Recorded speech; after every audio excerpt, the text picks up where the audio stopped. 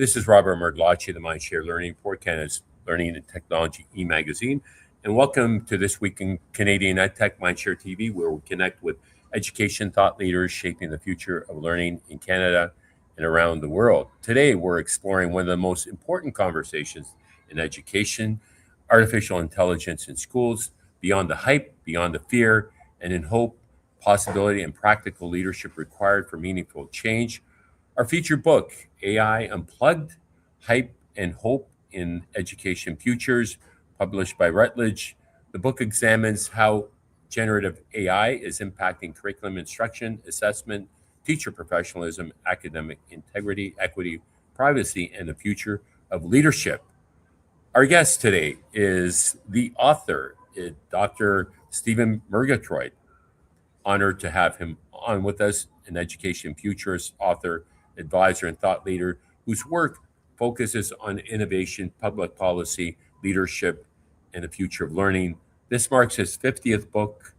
He's a former dean of business at the University, Athabasca University. Dr. Stephen Murgatroyd, thank you for joining us. Welcome to MindShare TV. It's a pleasure to be back. Good to see you again, Robert. Well, what a remarkable journey you've had in education, and to hear about as through our warm-up chat that you began your career as a teacher in Wales. I taught special needs. I taught special needs kids in a South Wales school in Cwmbran, and then moved on to the kind of academic world. But those kids taught me basically everything I knew. I mean, one of the things I learned was a lesson plan is what you look at when everything else has failed.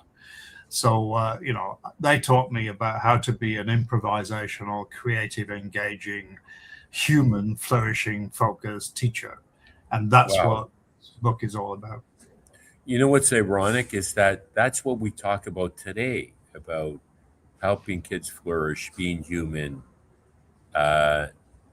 AI Unplugged, Stephen, you bring a critical, practical lens to the AI conversation, reminding us that while AI can support teaching and learning, it cannot replace the deeply human work of skilled professional educators. So ironically, I'm releasing my book on being human and the age of AI at ISTE later this month. But it's really, this is for everyone. It's about the growth mindset.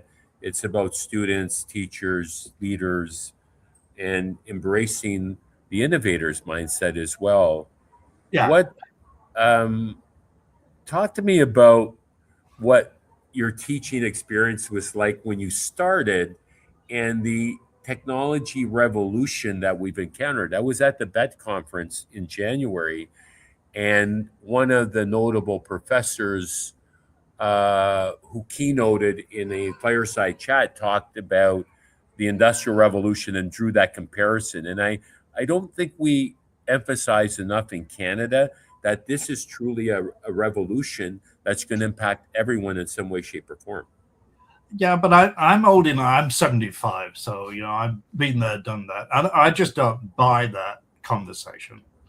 So we've had this conversation about ed tech since 1927, and Skinner's teaching machines right through. So if you look at the history, every time something has happened, we had this conversation about smart boards, for goodness sake. Right. I did my master's research on interactive whiteboards. Right. Oh, well, this is going to revolutionize teaching, going to make all the difference. Bullshit. What's really going to make the difference is when teachers and students collaborate to create their own versions of what should be happening in schools. So that's why my co-author, Jean-Claude Couture, and I are working on creating a global network of kids and teachers working together to see what the AI possibilities are that speak to both learning and well-being. And that's the kind of background to this book. How do we unplug this ridiculous transformation conversation and plug in what Pope Leo calls, human flourishing? How do we engage students and give them agency over their learning? How do we create new empowerment for teachers?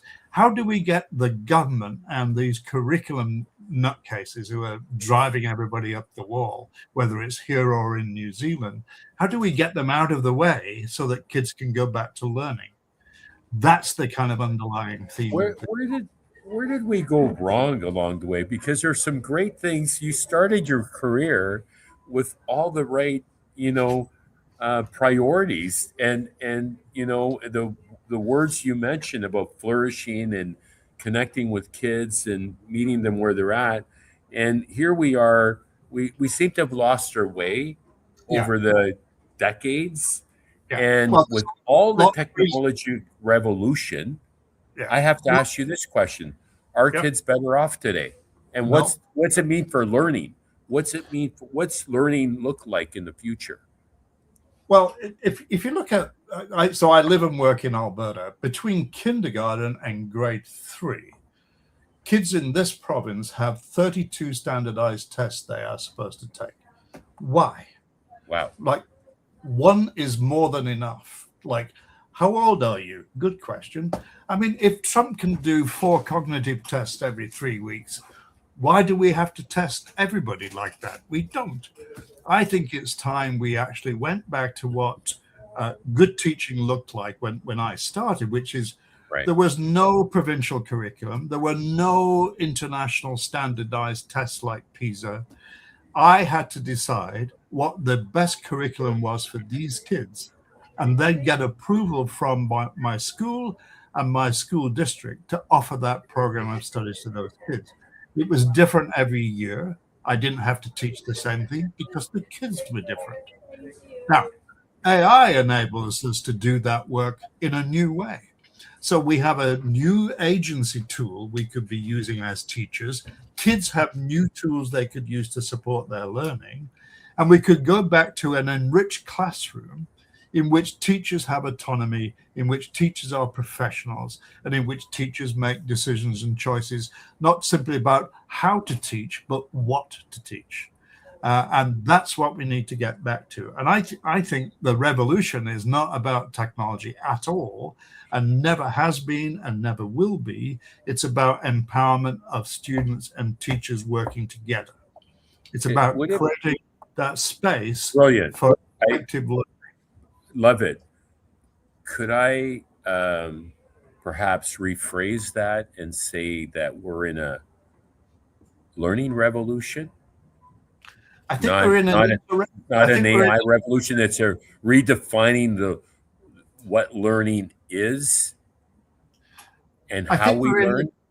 I think we're in an interregnum between the current kind of neoliberal top-down control system Right. and an emerging system where teachers have to fight back and where kids are fighting back already. So we're doing extensive work with young people across the country who are saying, look, this is all broken for us. We don't get it. We're not learning in the way that we want to learn. We're not engaged in this learning. Grades are more important than learning. Right. So, but I don't think we know what that future looks like. So we knew what the old one looks like, but we don't know what the new one looks like. So people are caught in Right. this highly stressful, kind of gray, messy interregnum space. And what we're trying to do is help schools and kids in those schools working with teachers to navigate a journey out of this interregnum space, hence this international Yeah. project. Fascinating. And I want to, Dr. Murgatroyd, I want to first of all congratulate you on the book AI Unplugged. Suggests cutting through the noise and getting beneath the hype. Yeah. And so, it's book number 50. What inspired this book, and what were you hoping to unplug for educators and leaders? And you know, are you ever going to sail into the sunset? I've got a big birthday coming up, and people are, and what a stigma when you're hitting that big birthday, you know, and it could be officially your retirement. People wonder if you're going to retire. I said, for all intents and purposes, I've been retired for 25 years doing what I want to do. Yeah, I have no idea what that word retirement Right. means.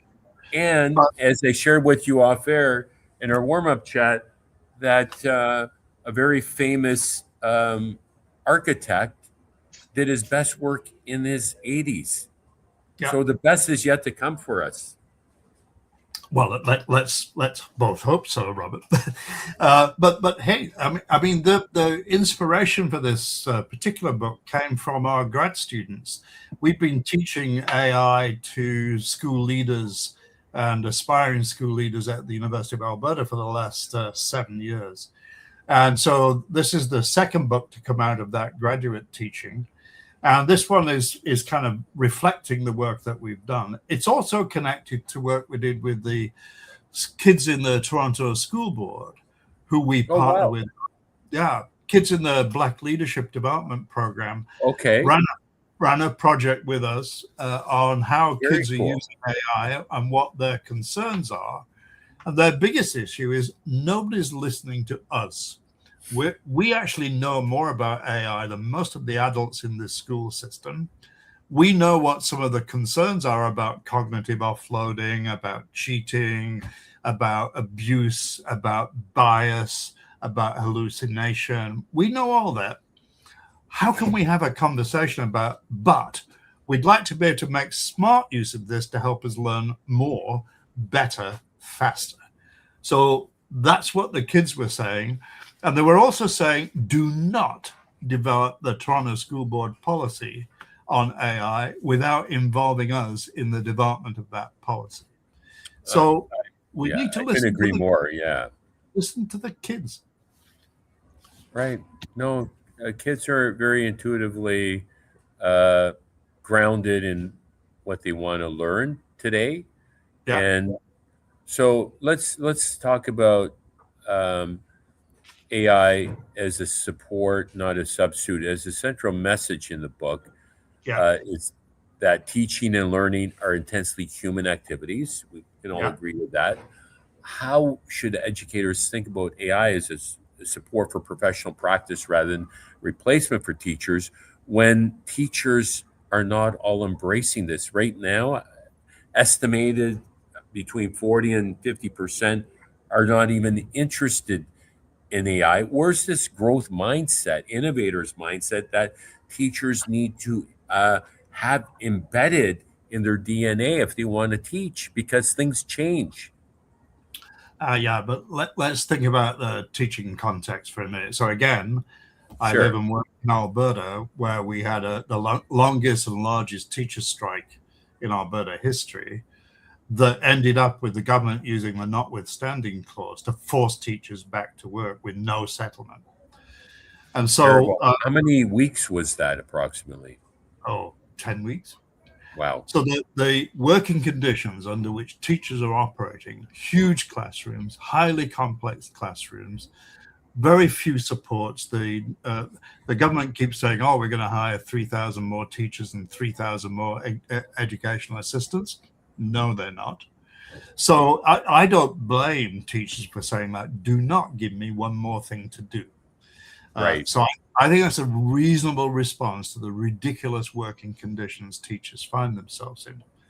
But what we are discovering is that pockets of innovation, the kind of lighthouses that are in the system, have a number of features to them. One of them is it's about supporting very special groups of kids in that classroom, whether they are newcomers to Canada whose English language or French language is poor, whether it's kids with special needs, whether it's Indigenous kids seeking to learn in an Indigenous way, or whether it's kids who are struggling with specific learning skills in math or science or history or social studies or whatever it may be. So rather than seeing AI as a generic resource, it needs to be focused on the specific needs of specific groups of students. And if you do that, you can better position tools like Notebook LM, Hmm. Notion, Nebula, Gemini, whatever it may be, Copilot, AI agents, whatever it may be. You can then customize that to really work with the kids. So, for example, I'm working with a Northern Alberta Indigenous school in Treaty 8 which has to use AI because they can't find teachers and EAs. And we're Wow. designing learning supports and systems for specific groups of students, for specific parts of the curriculum, or specific educational needs in collaboration with the kids and the teachers. And so we're co-creating and seeing AI as a co-intelligent partner in Fascinating. creating this learning ecosystem that's indigenous storytelling based, that has indigenous cultural resources attached to it, and that actually does some of its work in Cree. Remarkable. Okay, let's shift gears a little bit. Academic integrity and student learning. Oh, Many yeah. educators are concerned about academic integrity, plagiarism, not unlike when my calculator, Texas Instruments calculator, I bought in high school in the 70s, and I wasn't allowed to use it, right, for obvious reasons back then. And students using AI to bypass thinking. How can schools respond uh, in a way that protects learning without simply turning classrooms into surveillance spaces, if you will? Well, so the first thing to remember is that AI detection software doesn't work. It's actually, I think you're opening yourself to legal jeopardy. There are Right. lots of Sure. court cases where the kids are suing the school system or the university or college for falsely accusing them of plagiarism and academic misconduct. The second thing to remember is AI isn't the reason and the cause of cheating. Cheating has been with us since the Ming Dynasty, right? So it's not Right. new. What AI has done is exposed how awful our assessment practices are, and how our assessment practices are about assessing retention of knowledge rather than actually applied knowledge or knowledge as understanding. So I think that my response to all this, and it's the conversation at the university I teach in, nothing else gets talked about other than cheating, and we need to go back to exams. And Right. how But ridiculous is this?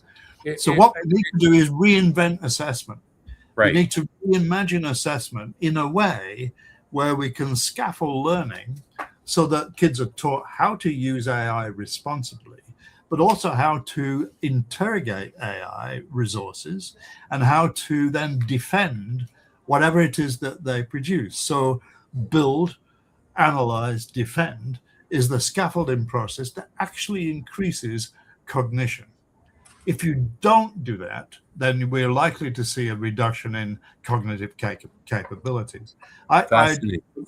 I would encourage people to look at the work of Philippa Hardman, who's an outstanding instructional designer who publishes weekly on Substack some tremendous materials and resources that help us understand just how to deploy AI for powerful, effective learning. And some of that's in the book. Fascinating. And it was a great segue to the assessment piece in AI. And your book challenges us to rethink assessment beyond scores and surveillance. But what does meaningful assessment look like when students have powerful access to generative AI tools? So that seems to be a conundrum for the majority of teachers because they haven't been trained on how to navigate the complexities of AI in education, and it is complex.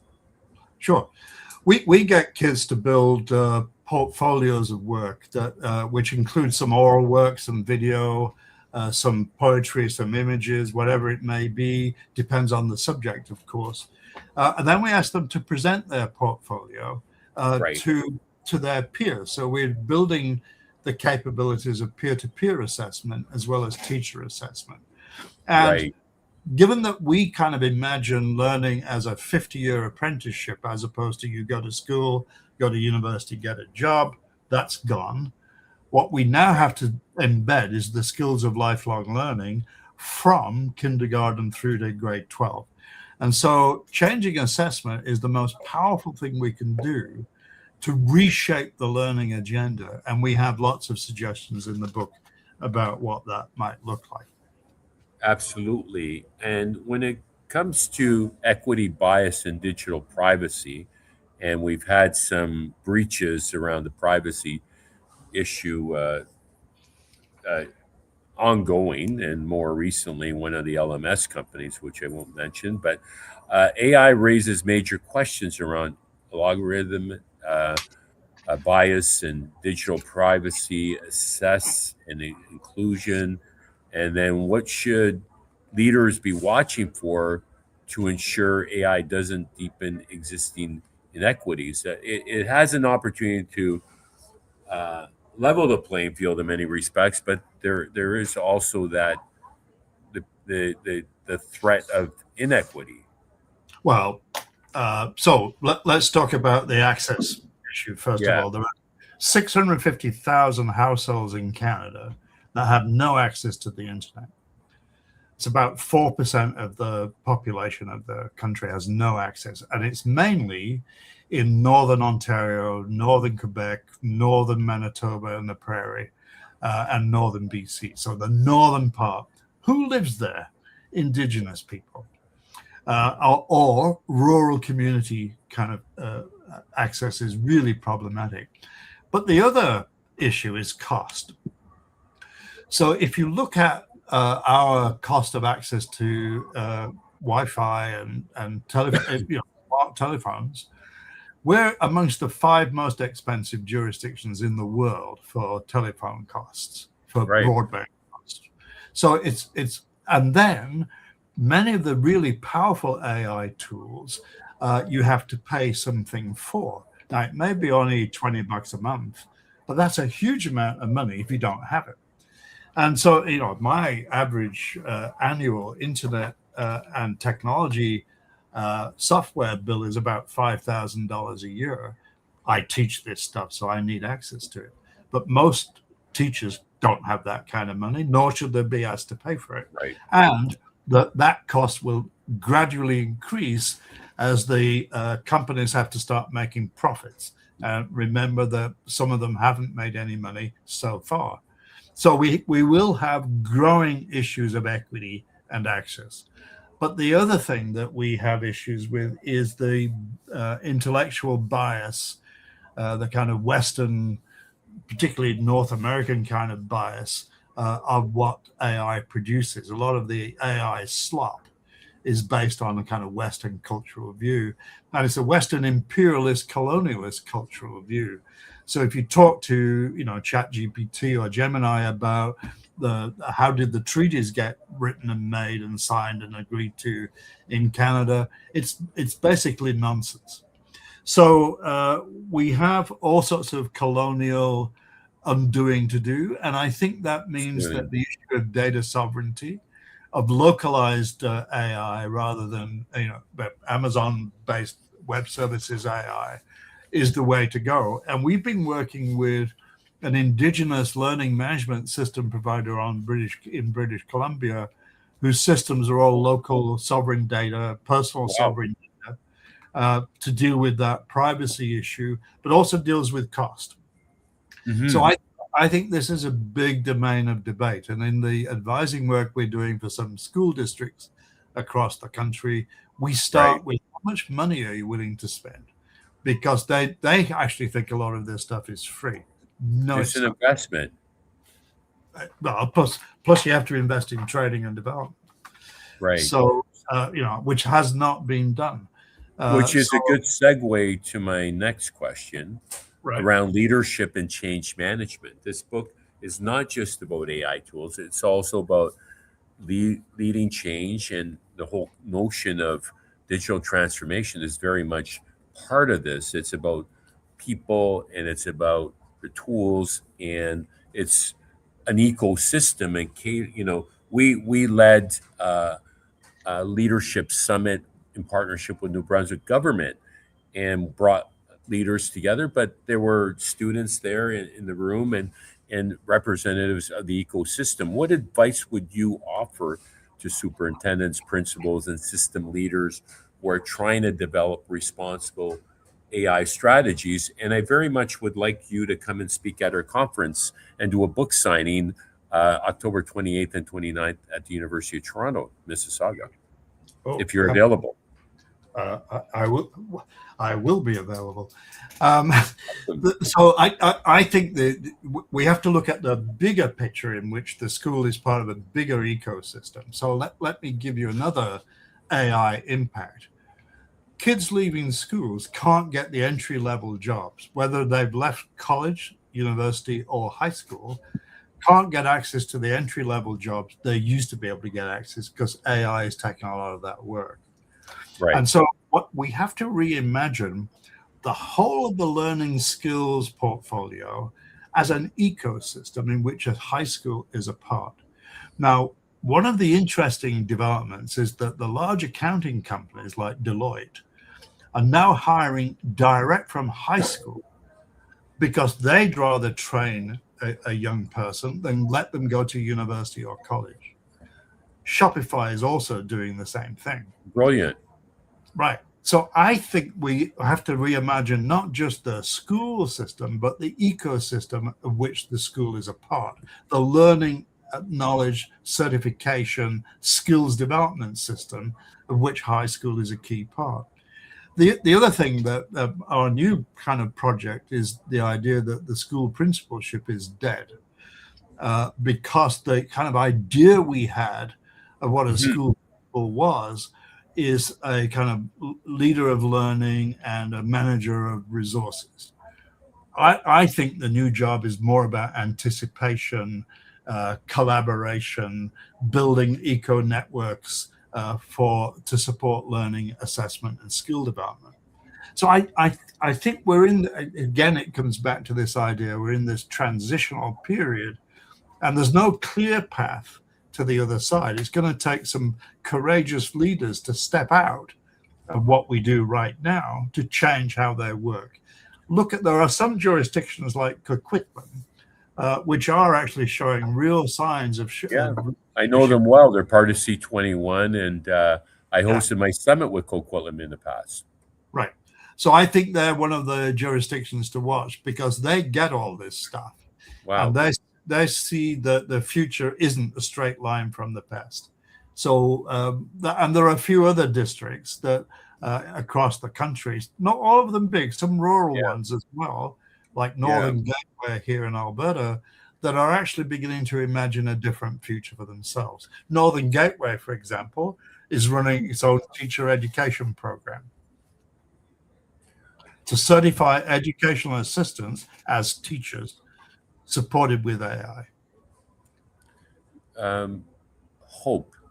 Hopeful Education Futures. The subtitle of the book is The Hype and the Hope in Education Futures. Looking ahead, what gives you the most hope about AI in education, and what kind of future should we be working toward? This is very complex, and I'm in year 4 of talking about AI. Ironically, 4 years ago at the ISTE Can-Am event, Celebration of Excellence meetup we hosted in Philadelphia, I talked about AI, and it's as much about AI as HI, human intelligence. What gives you hope? Yeah, which is what Fareed Zakaria talked about at his commencement address the other day at a university. And I think, one of the things we should all do is read Pope Leo's encyclical, because I think he's basically got this kind of conversation right.